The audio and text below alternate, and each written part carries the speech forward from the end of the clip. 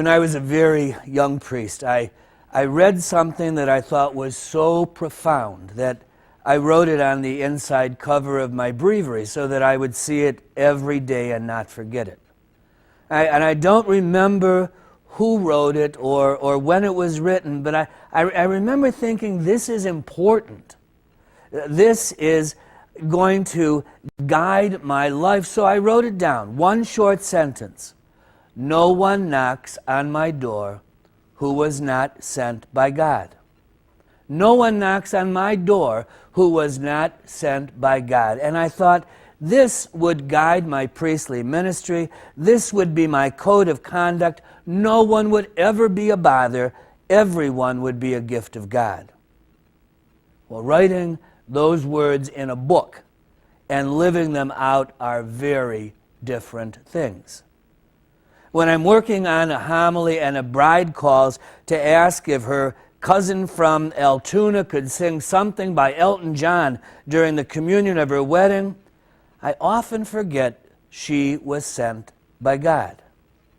When I've planned out my work schedule and I'm in the middle of getting stuff done and a man comes to the door reeking of cheap wine who chooses that drunken moment to go to confession, I forget what I wrote in my breviary. No one knocks on my door who is not sent by God. But the gospel truth is that God comes to us in interruptions just as he did at Bethlehem. In those inconvenient intrusions into our lives, the nosy or lonely neighbor who would talk half the afternoon away if we let her. The in-law who always seems to show up without calling first.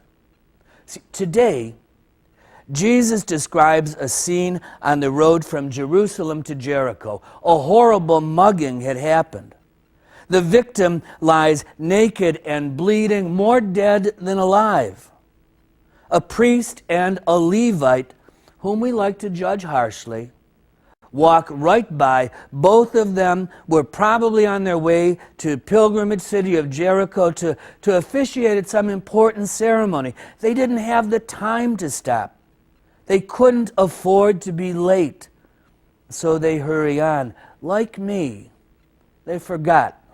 No one knocks on my door who was not sent by God. Well, luckily, a Samaritan remembers.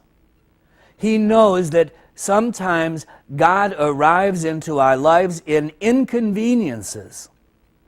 He interrupts his plans, he puts his journey on hold, and ministers to the wounded man on the road. I don't know. Maybe I need to take those words out of my breviary and tattoo them somewhere on my body. Maybe I need to put it on Post-it notes everywhere.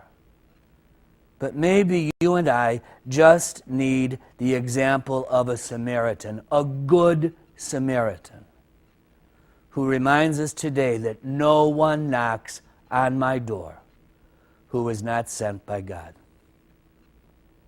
God love you.